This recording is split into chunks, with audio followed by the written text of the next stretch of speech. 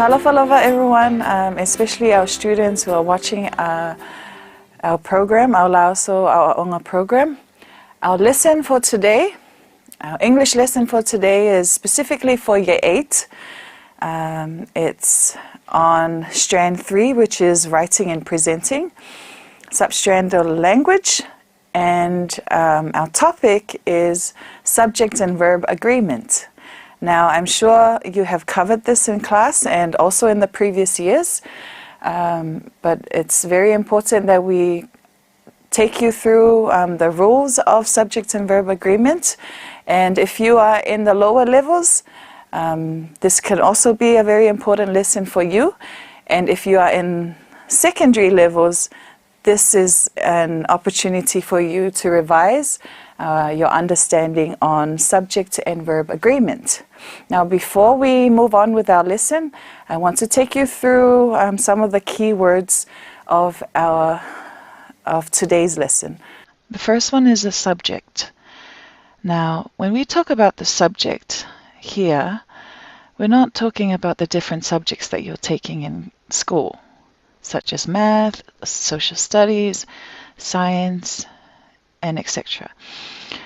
And we're not talking about the subject as in a topic of discussion, okay? So we're talking about the subject of a sentence. It's part of a sentence. The subject here is the person, can be the person or people, an animal or animals, or it can also be a thing or things that the sentence is about. It refers to the noun that is doing the action. So we can say it is who or what the sentence is about. Now, if you look at the 4 sentences I have there on screen, the dog runs. The dog is the subject. It's doing the action. Okay? My sister sings. My sister is the subject there. The students study. The students is the subject. The girls are dancers. The girls is the subject of the sentence. Okay? Now, it's also important that we understand what a verb is. Now, what is a verb? Yeah, I'm sure you already know the definition of a verb. The first definition we have here is that a verb is a word that describes an action. All right, so whatever word that's given to an action, such as what I'm doing now, I'm talking.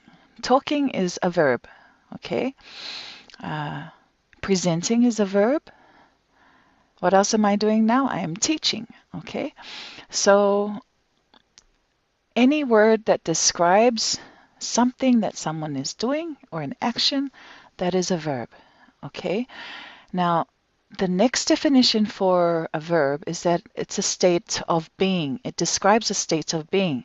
So it basically means it's telling us what something is, okay? Usually it uses the verbs is, are, was, and were. All right?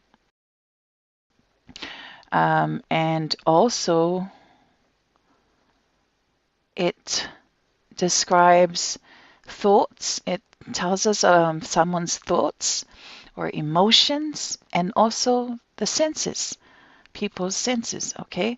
Now, I have examples here. The first one says, she feels sick. Feels sick. Now, that tells us of how it tells us the state the girl is in. The girl feels sick, okay? The next example is babies like mangoes. Babies like mangoes. Now the verb there is like, okay? So it tells us how they feel about something, okay? Or their thoughts about something, or their emotions. Another example is when I say she is a teacher. this is an example where it tells us what something is. If the sentence says she is a teacher, is the verb. Okay, it tells us that the girl is a teacher. So you get what we mean by the state of being. So that's another definition of a verb. The next definition is a verb can also describe an occurrence. What that means is it's telling us that something is happening. Okay, so it doesn't explicitly or it doesn't clearly say what the action is, but it just tells you that something is unfolding or something is happening. Okay, so we have examples on the screen. The road show happens every year. Now the verb there is the word happens. Okay, so it's telling us that something is happening or something happens, is occurring. So our next example, we have the meeting takes place tomorrow. The meeting takes place tomorrow. Now the verb there is takes place. Okay, it's telling us that there is something going on tomorrow. So it's not telling us what exactly is going to happen, the actions, but we know that there is going to be a meeting tomorrow. Okay, so the last example we have there is the event occurs at night. Okay, so it's telling us that it happens during nighttime. Okay, so the verb there is the word occurs.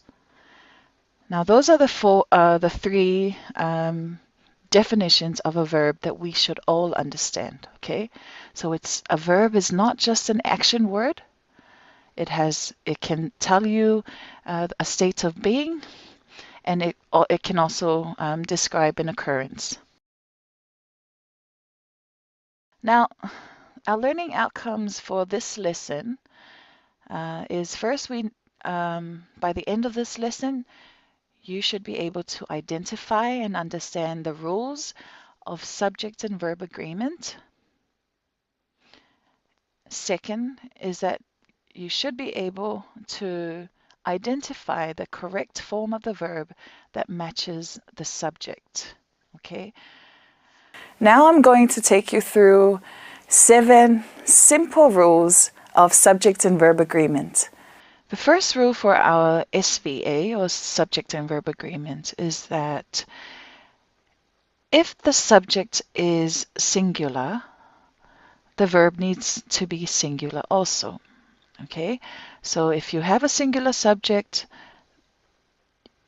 the verb needs to be singular. Okay, so what do we mean by a singular subject? A singular subject basically means there's one person or one thing that is doing the action. Okay, singular.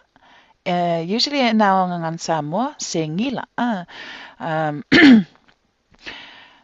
A singular verb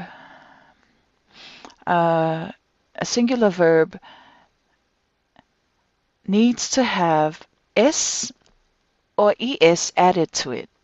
So in its base form, you add s and es, and that makes it a singular verb. Okay, now we have examples there on the screen. If you what's in green is the subject, what's in blue is the verb. Okay, the girl. Now the girl is singular. Therefore, we add s to the verb to make it singular. The girl jumps. Okay, the next example there, the teacher likes chocolate. The teacher likes chocolate. There's one teacher, and therefore we add s to the verb, like. Okay? Our second rule is that if the subject is plural, the verb needs to be plural. Okay? Now, a plural subject basically means there's 2 or more people doing the action, or 2 or more things doing the action. A plural verb needs to be in its base form.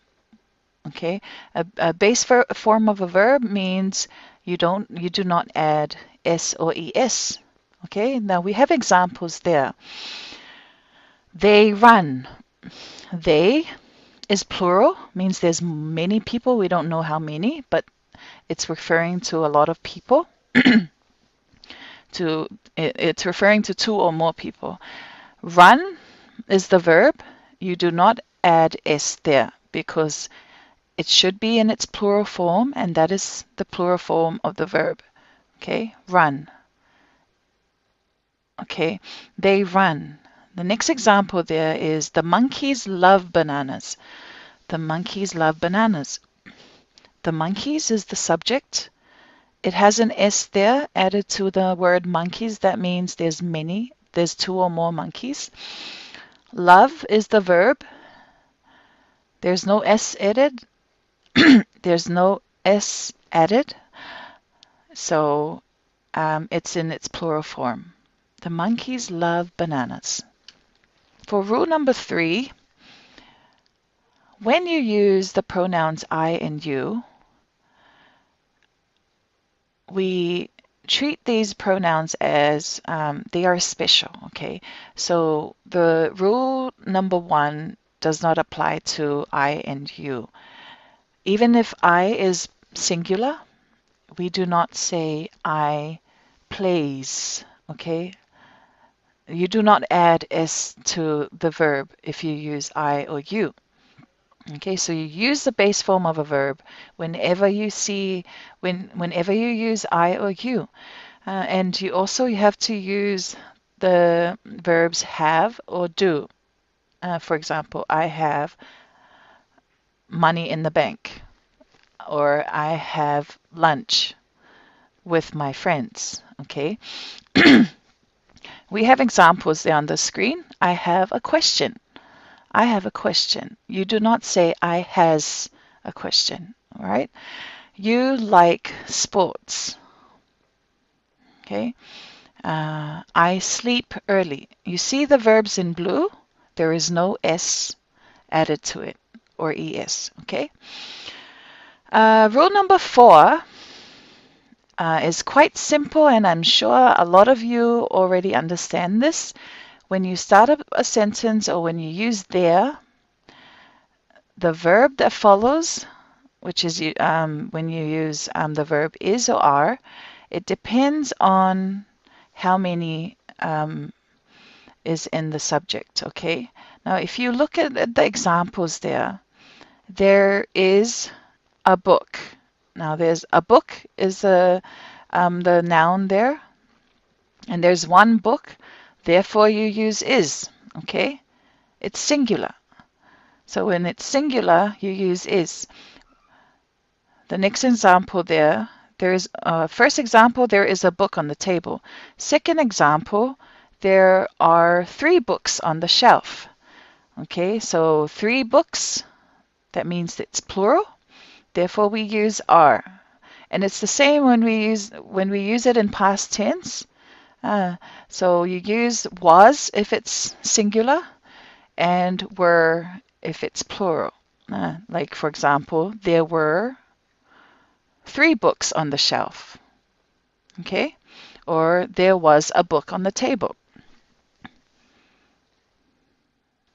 Our next rule, rule number 5.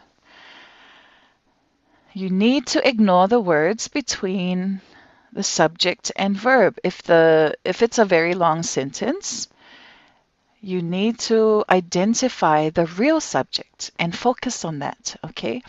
Focus on the real subject and see if it's singular or plural, and then that's how you know whether the verb should be singular or plural also, okay?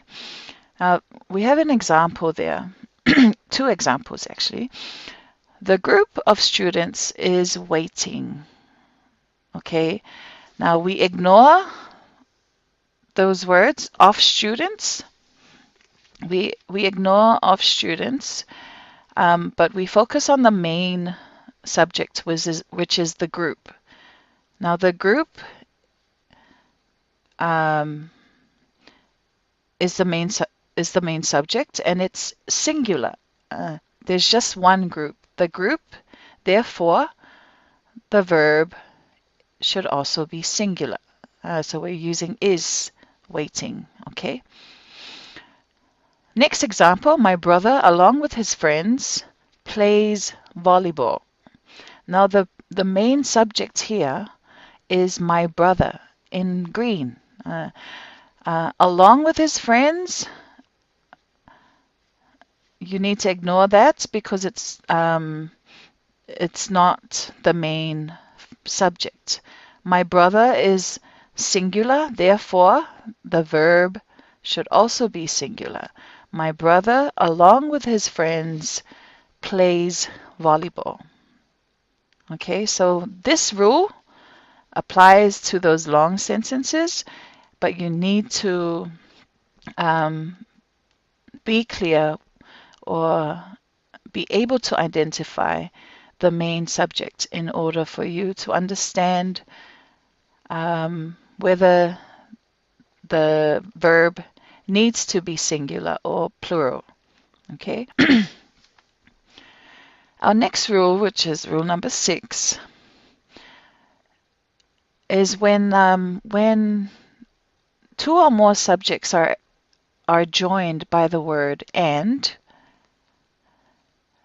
that means the subject is plural, and therefore you use the plural form of the verb. Okay. Now we have an 3 examples there on the screen. My mom and dad work in a pier. My mom and dad work in a pier. Now, mom and dad are the subjects, and it's added by the word, it's joined by the word and, therefore it's plural. So the verb, you use the plural form of the verb. My mom and dad work in a pier. Next example, the dog and the cat fight sometimes. The dog and the cat are the subjects. They are joined by the word and, therefore it's plural. So you use fight. We do not add s, okay? Next example, Toma and Sina are cousins. Okay? These 2 subjects are joined by the word and, therefore it's plural. Okay? Or we can say Toma, Sina, and Marita are cousins. All right? You can have more than 2 subjects in one sentence. So as long as you use and to join the subjects, that means it's plural. Okay? So you use the plural form of the verb. All right, and our very last rule is when you use or and nor in a sentence. When you use or and nor, you need to match the verb to the closest subject. Okay? So you look at the closest subject to the verb, and you use the form of that subject. Sorry. You use the form of that subject. Oh, sorry. Oh. I'll start again with number 7, okay? Number 7, yeah. Start again with number 7. Now we're up to our very last rule. Our very last rule is when you use or nor in the sentence, you have to match the verb to the closest subject. Okay? And I think it's a lot easier to explain if we look at our examples. First example, either the teacher or the students are coming. Okay, so this is the subject. This is the subject, the teacher, or the students. Now it's using or, and our rule is if you use or nor, you look at the closest subject to the verb. Now the closest subject here is not the teacher, it's the students.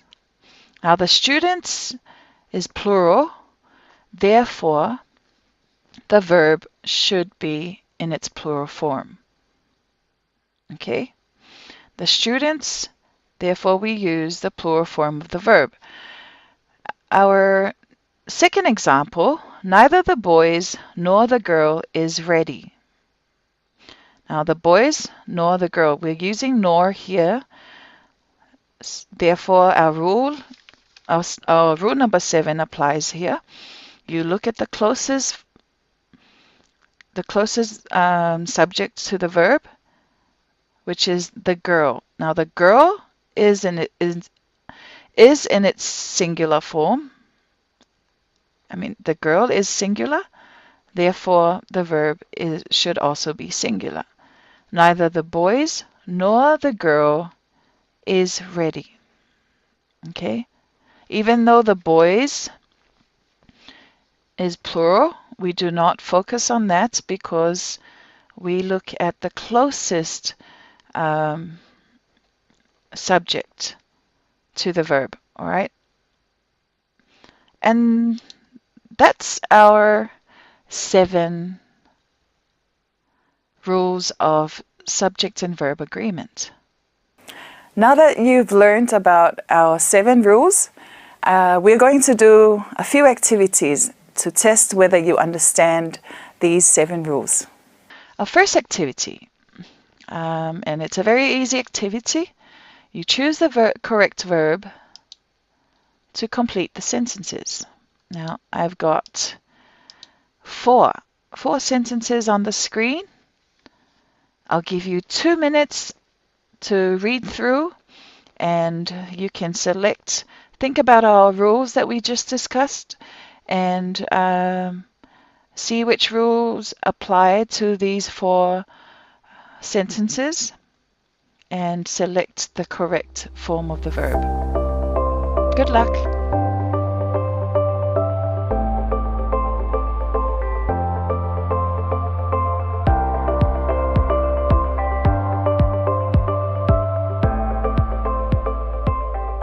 All right, let's have a look. First, number 1. Number 1, the 2 cars look or looks alike. Which is correct? The 2 cars. So there's 2 things here in the subject. Therefore, it's plural. Right? Yeah. So the correct word is look. The 2 cars look alike. Next one, the students enjoy or enjoys learning outside. The student. The student is the subject, and it's singular, right? Therefore, we should add an S to the verb. The student enjoys learning outside. Number 3, you, many relatives overseas. You, remember, if you use you have to use the word have, okay? You have many relatives overseas. Next one, the box of pencils missing. Is or are missing the box of pencils. Now this is a sentence where we apply that rule, where we ignore some of the words between the main subject and the verb. Now the main subject here is the box. The box. Ignore of pencils. The box is the main subject, and it's singular, right? Therefore, we use a singular verb. So the correct sentence is the box of pencils is missing. Okay. Now you're going to do our next activity. you're going to write your own sentences using the given sentence frames. Yeah. Okay. I've got 4 frames here. So I'll give you 2 minutes. And while you're writing your sentences, please think about the rules that we discussed in our lesson. Good luck.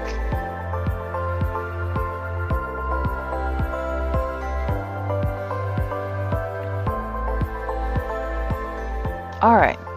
I'm sure you have written a lot of excellent sentences, but here's some examples of the sentences that you can write. Okay. First one, my brother and I hike every morning.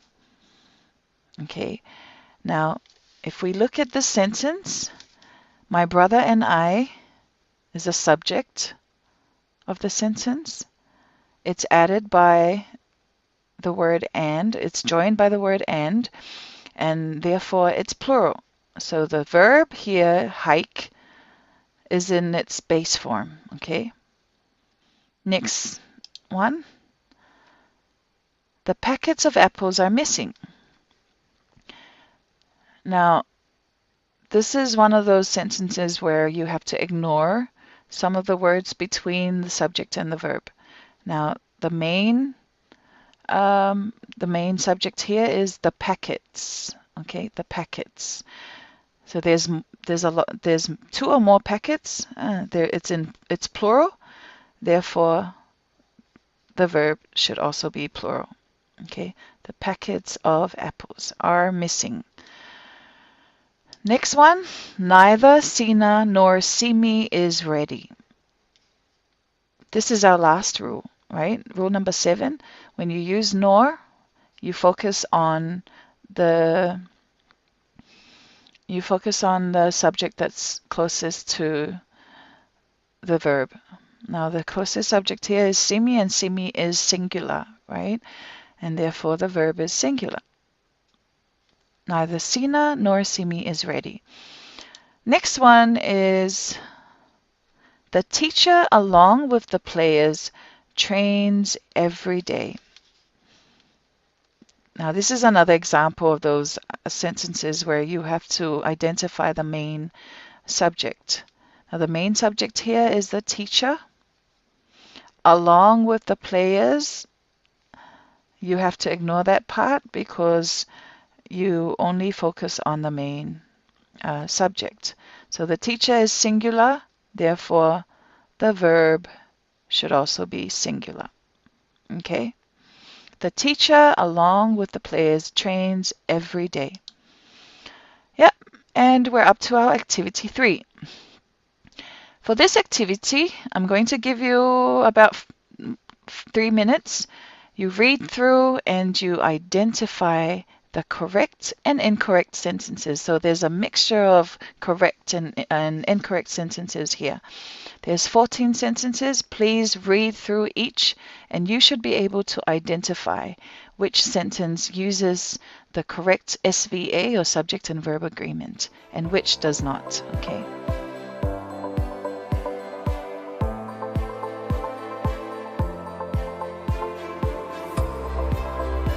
Let's have a look. Number 1 is incorrect.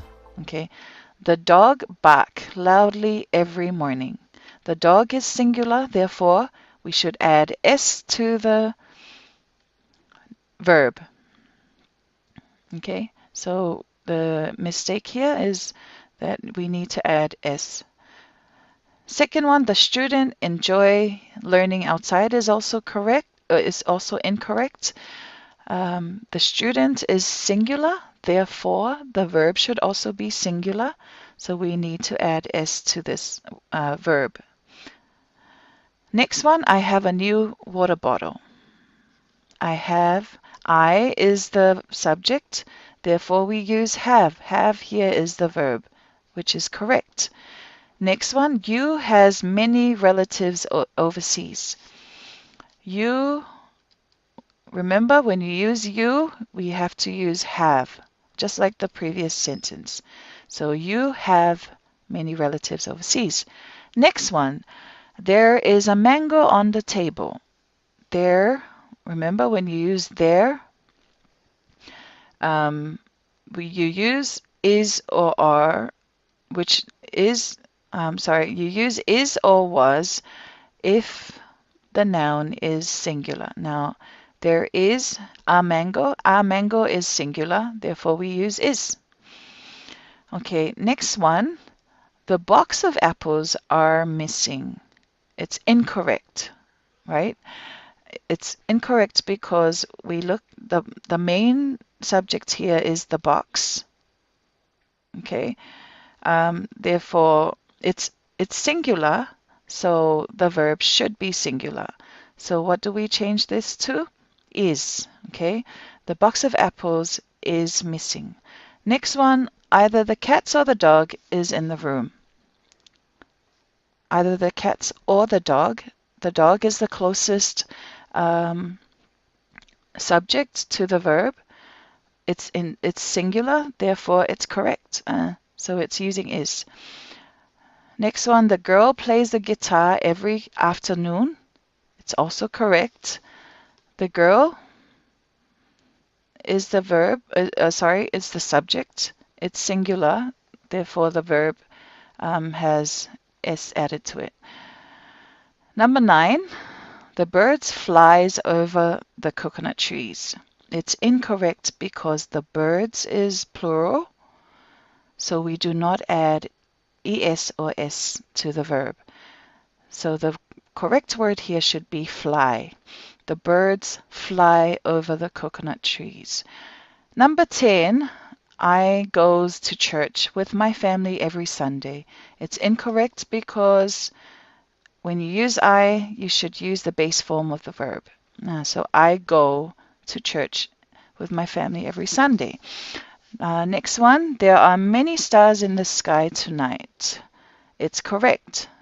So when you use there, you use are when the subject is plural.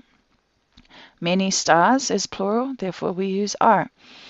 Number 12, the list of students are on the principal's desk. It's incorrect because the main verb here is the list. Okay, the list. It's singular, therefore we should have is here as the verb. Right? Number 13, my sister and I was very tired is also incorrect because my sister and I, there are two subjects here joined by the word and, therefore it should be plural, right? My sister and I were. It's in past tense, so were very tired. And the last one, neither the teacher nor the students is ready to present. It's incorrect, right? Because the closest subject to the verb is the students, and it's plural, so it should be are, okay, instead of is. Neither the teacher nor the students are ready to present. And that's it for our activity number 3, and we have our last activity, which is correct. Which is correct. So you look at the two sentences there. These sentences can be very tricky. So number 1 there, A. The group of dancers are ready. The group of dancers are ready. The group of dancers is ready. So which one is correct? A or B? Number 2. A. The box of pencils are missing. The box of pencils are missing. B. The box of pencils is missing. The box of pencils is missing. So which one is correct? Number 3. Either my friends or my brother are coming. Either my friends or my brother are coming. B. Either my friends or my brother is coming. Now let's have a look here. So B here for number 1 is correct. The group of dancers is ready. Number 2, sorry, the group of dancers is ready. So the reason why this is correct is because the group is the main verb, the main subject, and it's singular. Therefore, we use is. Number 2, the box of pencils is missing. Same thing here. The box is the main subject and it's singular. Therefore, we use is. Okay. And for number 3, either my friends or my brother is coming. The closest, remember our last rule? If we use or nor, the closest subject, look at the closest subject, my brother, which is singular. So therefore, the verb should also be singular, is coming. All right? And that is our lesson for today. I hope you have learned something new, or you have refreshed your memory and understanding of subject and verb agreement. Thank you for paying attention. I wish you all the best. Please keep safe. TV5 Samoa.